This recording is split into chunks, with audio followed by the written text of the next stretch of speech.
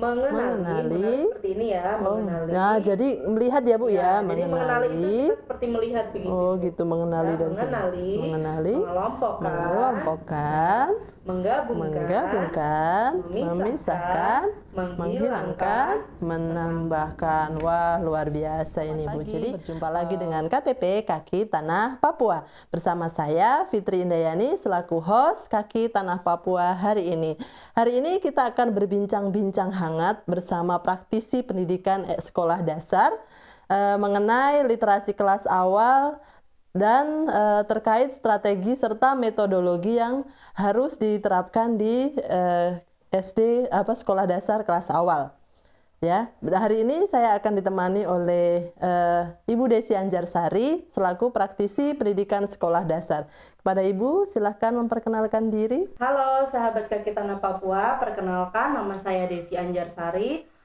Saya di sini sebagai praktisi literasi kelas awal. Oke, baik. Terima kasih Ibu Desi sudah menyempatkan waktunya untuk datang ke sini selaku praktisi literasi kelas awal. Hari ini saya akan sedikit bertanya-tanya kepada Ibu, kira-kira literasi itu sebenarnya apa sih? Nah, gitu. Silakan Bu, mungkin bisa dijelaskan. Oke, sahabat Kaki Tanah Papua, literasi adalah sebenarnya literasi itu adalah kemampuan berkomunikasi, menerima dan memberi komunikasi informasi melalui lisan maupun tulisan. Tetapi saya di sini sebagai literasi khususnya baca tulis untuk kelas awal. Jadi kalau literasi baca tulis itu sebenarnya adalah pengetahuan untuk membaca, menulis dan memahami informasi yang disampaikan, seperti itu. Dari literasi tersebut, Ibu, untuk SD kelas awal ini apa-apa saja yang mungkin biasa diterapkan atau mungkin Ibu sudah memberikan pelatihan kepada guru-guru, misalnya apa yang Ibu ajarkan kepada Ibu guru mungkin yang sudah pernah Ibu latih? Kami mengajarkan ada 9 komponen dalam literasi. Antara lain yang pertama ada komponen kesadaran cetak, ada juga namanya komponen fonologi, ada komponen pengetahuan alfabet, lalu ada komponen fonik, komponen pemahaman, lalu ada komponen kosakata, berbicara, tata bahasa, dan yang terakhir adalah komponen menulis. Oke, baik. Terima kasih Ibu Desi atas penjelasannya. Dari beberapa literasi tersebut ada 9 komponen ya Ibu. Ya, oke, di sini yang ingin saya tanyakan terkait kesadaran cetak ini Ibu. Sebenarnya untuk kesadaran cetak itu komponen apa Ibu? Apa arti dari komponen kesadaran cetak tersebut? Oke, baik Ibu Fitri ya. Jadi komponen kesadaran cetak adalah sebenarnya pengetahuan tentang apa itu jenis buku dan aturan tentang penulisan. Oh, itu. Oke, baik. Terus teknik mana Pak? Kameranya kemana? Saya nanya adalah di sini. Oke. Baik, terima kasih Ibu atas penjelasannya. Jadi komponen kesadaran cetak itu fokusnya di situ ya Ibu ya, untuk dua hal. Yaitu apa tadi? Untuk aturan penulisan dan jenis buku. Oke. Kalau fokus untuk pengajaran dari komponen tersebut apa Bu kira-kira ya? Untuk fokus di pengajaran seperti yang tadi saya sudah katakan Mbak Fitri bahwa fokusnya untuk kesadaran cetak itu 2 tadi ya. Jadi ada 2. Yang pertama tadi tentang aturan penulisan. Nah, dalam aturan penulisan ini biasanya yang kami tekankan atau kami ajarkan itu adalah bagaimana membuat sebuah tulisan yang baik, itu yang pertama. Yang kedua itu penggunaan tanda baca, misalnya tanda koma, tanda titik, tanda tanya, tanda seru, dan lain-lain. Itu untuk aturan penulisan. Selanjutnya untuk jenis buku. Kalau untuk jenis buku, karena ini di kelas awal, kita mengajarkan ke anak itu 2 jenis buku. Yang pertama adalah buku fiksi dan buku non-fiksi. Begitu Ibu Fitri. Wah, berarti luar biasa sekali ya Bu, untuk SD kelas awal anak-anak sudah diajarkan untuk bagaimana cara menulis yang baik dan benar ya. Wah, terus kalau misalnya untuk bentuk dan cara pengajarannya kepada anak-anak itu seperti apa Bu?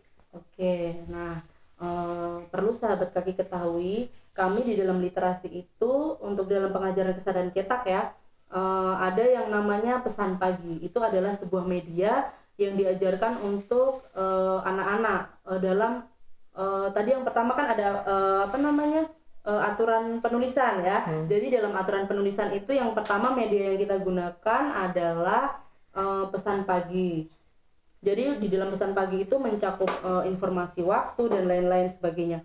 Lalu ada juga nanti diperkenalkan ke anak-anak itu jenis paragraf.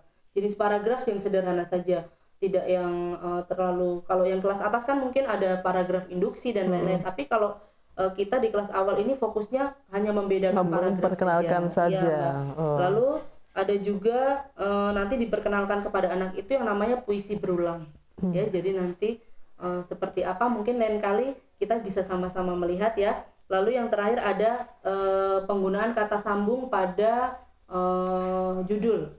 Itu tadi yang untuk aturan penulisan Mbak Fit. Nah, yang kedua yang jenis buku. Jadi yang kita perkenalkan ini di jenis buku itu ada, tadi saya sudah bilang ya, jenis buku non fiksi dan buku fiksi. Ya, jadi mungkin yang diperkenalkan ke anak tuh ini loh, buku fiksi itu seperti ini, bentuknya seperti ini. Dan buku non fiksi seperti ini, begitu Mbak. Oke, luar biasa sekali. Berarti intinya anak-anak benar-benar diperkenalkan nih apa nih sebenarnya tulisan-penulisan. Jadi untuk kita anak-anak memperkenalkan paragrafnya, kemudian memperkenalkan bagaimana cara menulis pada kata sambung, penggunaan kata sambung pada sebuah judul. Apalagi kalau misalnya anak-anak zaman sekarang kan nggak tahu nih Bu apa yang namanya buku fiksi dan buku non fiksi tersebut. Wah, luar biasa ini kayaknya. Mereka bingung. Dari tadi Ibu sudah menjelaskan bentuk dan cara pengajaran dari komponen kesadaran cetak tersebut. Kalau misalnya untuk pentingnya komponen tersebut bagi anak-anak itu apa Bu? Komponen-komponen yang kami ajarkan ini semuanya penting Mbak Fit ya. Terlebih saya akan berbicara dulu tentang kesadaran cetak. Komponen kesadaran cetak ini penting bagi kita ajarkan ke anak-anak di kelas awal, kelas 1, 2, dan 3. Karena kenapa? Kadang itu murid atau siswa itu mereka akan bingung. Bahkan mereka biasa melakukan kesalahan dalam membedakan pemakaian tanda koma, tanda titik, tanda seru, dan lain-lain. Itu untuk di kelas awal. Jadi memang kita harus perkenalkan seperti itu. Apalagi yang tadi untuk jenis buku. Kita memang harus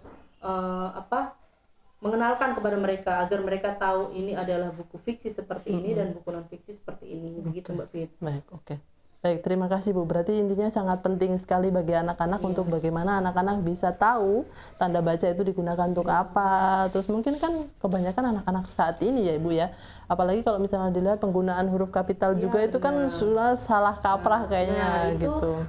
Sebenarnya tadi saya lupa sampaikan ya. Sebenarnya itu masuk di aturan penulisan untuk tadi Mbak Fitri berbicara. Ya, jadi pemirsa KTP atau Kaki Tanah Papua, jadi di aturan penulisan juga itu ada yang namanya huruf kapital. Kalau dahulu para guru itu biasa menggunakan huruf besar dan huruf kecil, tetapi setelah di literasi ini mindsetnya kita ubah menjadi huruf kapital ya. Jadi menurut KBBI Bahasa Indonesia, huruf besar itu sudah diganti menjadi huruf kapital. Itu yang akan kita pelan-pelan kita sampaikan kepada siswa bahwa huruf besar itu kita akan rubah pelan-pelan namanya menjadi huruf kapital. Oke, baik. Luar biasa Ibu ya. Oke. Baik, terima kasih Ibu untuk penjelasan terkait komponen kesadaran cetak tadi, bahwa memang sangat penting sekali untuk dinilai pada anak-anak bahwa kita memperkenalkan apa yang sudah Ibu jelaskan tadi.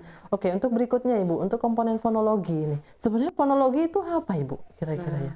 Oh iya ya, tadi Bu Fitri juga mau. Iya, saya ingin tahu nih Bu. Ingin tahu. Iya. Oke, jadi kalau tadi kesadaran cetak itu kita fokusnya ke aturan penulisan dan fokus ke jenis buku.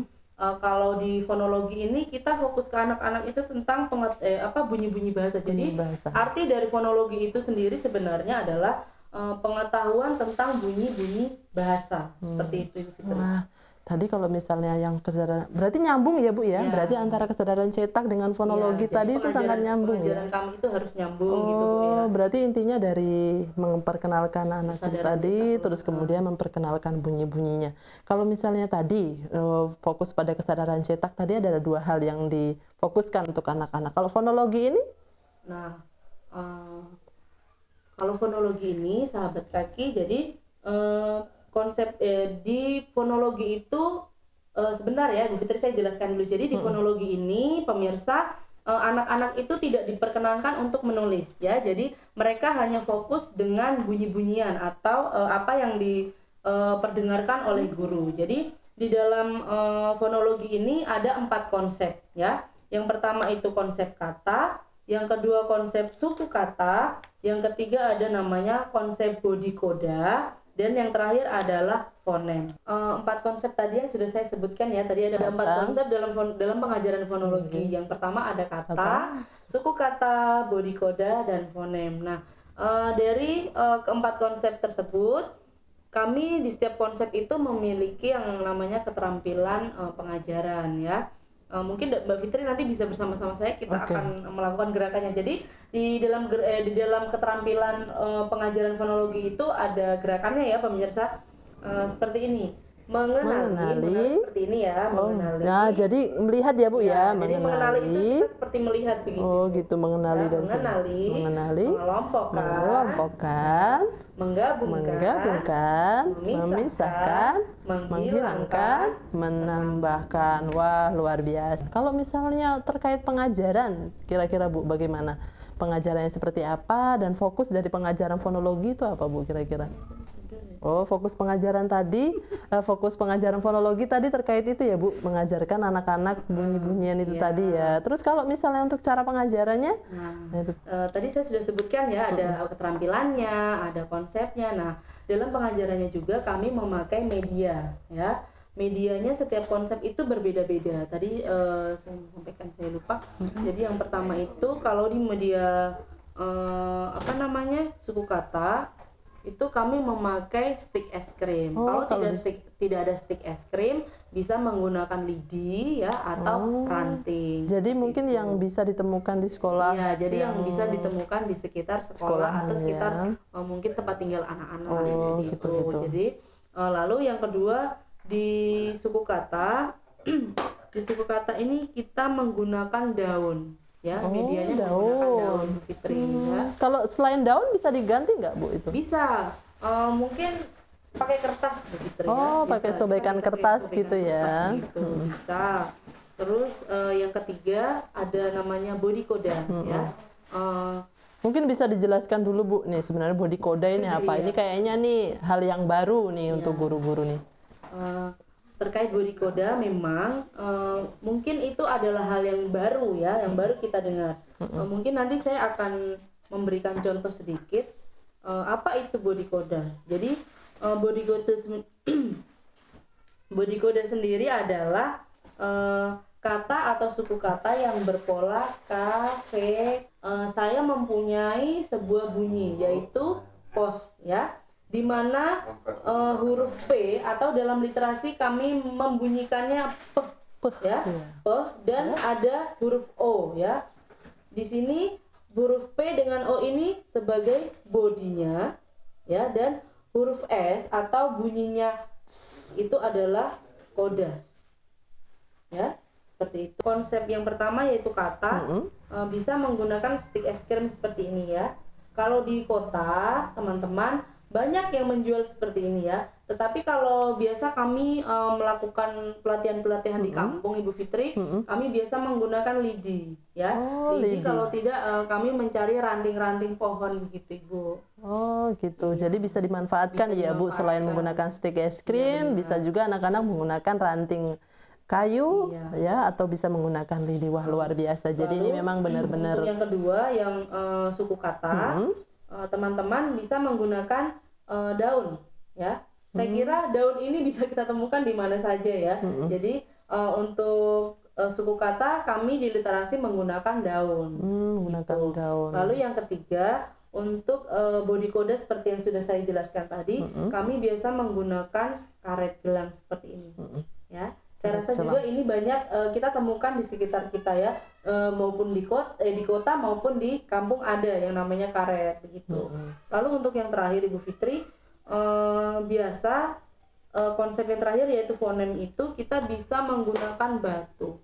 Nanti untuk pengajaran fonem kita bisa pakai tali rafia atau juga kertas kita bentuk seperti lingkaran begitu. Apa tadi mengenali, menggabungkan dan seterusnya yang sudah Ibu jelaskan tadi. Kira-kira bisa nggak berikan satu contoh saja untuk bagaimana cara mengajarkannya nih Bu, supaya sahabat kaki nantinya di rumah nggak bingung gitu. Jadi Ibu mempunyai sebuah kalimat kakak makan nasi ya.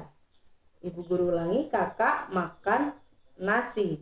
Nah, dari sebuah kalimat tadi ada berapa dari kalimat yang tadi Ibu Guru sudah jelaskan atau Ibu sudah sebutkan, kira-kira ada berapa kata dalam kalimat itu? Kita bisa hitung bersama-sama ya anak-anak.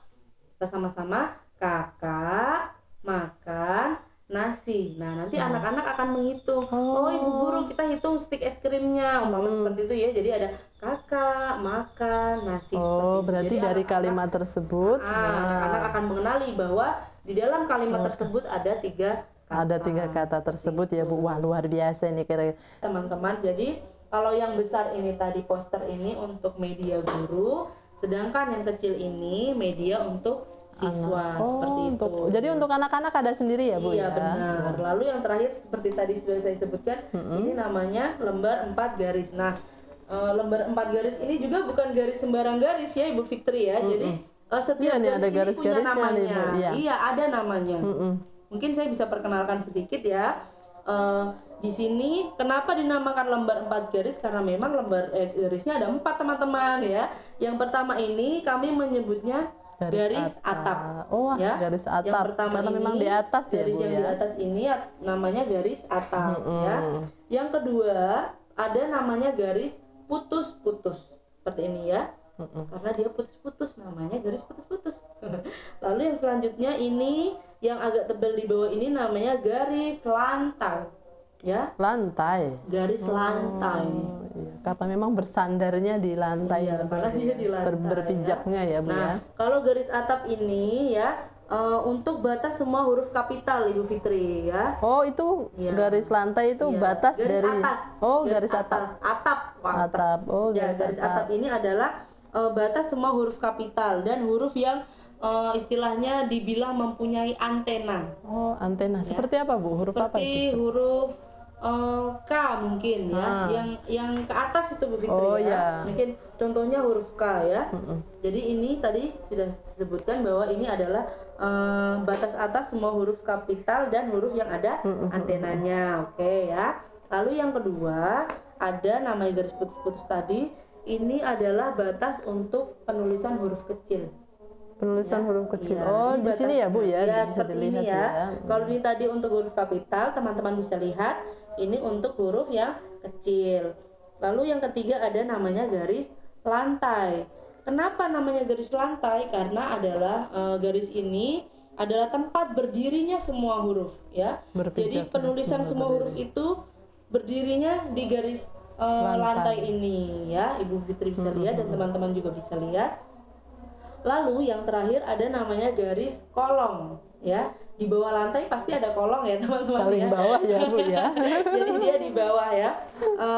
Kenapa namanya garis kolong? Ini untuk batas bawah huruf yang ada ekornya. Oh, yang ini Ibu Fitri bisa contohkan. Berarti seperti huruf G gitu ya Bu. Kalau G kecil kan ada huruf Y. Ya, itu wah ya. luar biasa. Itu adalah penjelasan sedikit tentang lembar 4 garis tadi. Untuk mengajarkan anak-anak supaya menulisnya lebih rapi, lebih baik, dan penggunaan untuk huruf kapitalnya mereka sudah bisa menuliskannya. Oh, bagaimana porsinya? Seperti itu ya, sahabat kaki ya. Wah, luar biasa ini. Berarti penting sekali hal ini diajarkan untuk anak-anak ya Ibu ya. Oke, jadi tadi ada 4 yang harus diajarkan kepada anak-anak, yaitu dengar, ucap, baca, dan tulis. Dimana tadi atau disingkat di UBT tadi ya Bu ya. Jadi dari masing-masing langkah-langkah itu tadi menggunakan media yang sudah disiapkan. Wah, luar biasa. Bisa dicontohkan Bu nih satu lagu saja. Tadi Ibu sudah menyebutkan terkait kebun huruf ya. Kebun huruf, bisa nggak dicontohkan satu lagu aja? Menyanyikan sedikit lagu mengenai tokoh huruf M ini ya. Atau dalam literasi bunyi dari huruf M itu adalah Saya ulangi, bunyinya huruf M adalah ya. Jadi kalau di literasi Bu Fitri, huruf M atau bunyi M itu tadi tokohnya adalah seekor musang. Iya benar ya, seekor musang dan ada anak musang yang bernama Mia. Jadi lagunya berjudul Musang Mia.